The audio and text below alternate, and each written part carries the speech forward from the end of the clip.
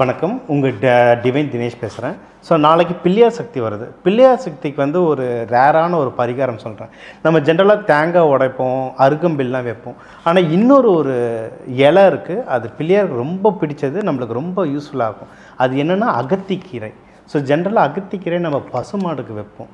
ஆனால் இப்போ ஒரு தானியத்துக்கும் ஒரு பழங்களுக்குமே ஒரு கிரகத்தோடைய உறவு இருக்கும்.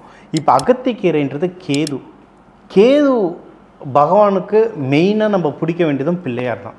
இப்போ கும்பராசிலலாம் ராகு இருக்குது. ராகு கேது யாருக்கெல்லாம் இருக்கோ, இல்லை உங்கள் ஜென்ம ஜாதகத்திலேயே ராகு கேதுவால் யாருக்கெல்லாம் இஷ்யூ இருக்கோ, இல்லை கால சர்பதோஷம் யோகங்கள் இருக்கிறவங்க எல்லாருமே பிள்ளையாரை பிடிங்க.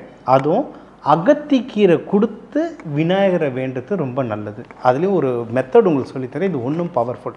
இப்போ அகத்திக்கீரை நம்ம 10 ரூபாய் 20 ரூபா கொடுத்தா ஒரு கட்டு தருவாங்க. ஓகே, ஒரு கட்டு வாங்கிக்கோங்க, அது பசுமாட்டை கொடுத்துருங்க. ஆனால் ஒரு 2 அந்த கொஞ்சம் எடுத்துக்கிட்டு ஒரு இலையாக பிச்சு 21 பேர் ஓம் விநாயகா நமக, ஓம் விக்னேஸ்வரா நமக, ஓம் ஐங்கரனே போற்றி, அந்த மாதிரி உங்களுக்கு தெரிஞ்சது சமஸ்கிருதம் தமிழ் கரெக்டாக இருக்கா தப்பாக இருக்கா இதெல்லாம் ரொம்ப போட்டு குழப்பக்கூடாது. உங்களுக்கு மனசார என்னென்ன பிள்ளையார் பேர் தெரியுமோ 21 பேர் ஒரு இலையை பிச்சு பிள்ளையார் பாதத்தில் விழுற மாதிரி போடுங்க.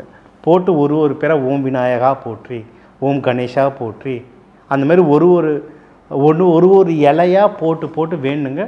நீங்கள் வேண்டினது கண்டிப்பாக நடக்கும் பிள்ளையார் அருளால். முக்கியமாக ஏதாவது ஆத்தங்கரை ஓரமாக அரச மரம் கீழே இருக்க பிள்ளையார், அதுவும் பிள்ளையார் பக்கத்தில் ராகு கேது சிலையோடு இருந்து அந்த பிள்ளையாருக்கு நீங்கள் இதை வழிபடும் போது இன்னும் ரொம்ப பவர் ஜாஸ்தி. அதுவும் உங்களால் ஒரு 6 மணி 6:30 மணிக்குள்ளே இதெல்லாம் பண்ண முடிஞ்சால் ரொம்ப நல்ல சிறப்பு.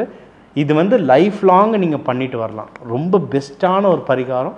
நாளைக்கு பிள்ளையார் சக்தி அந்த டைமில் இதை பண்ணும்போது இன்னும் நல்ல பவர் தரும். வாழ்க வளமுடன்.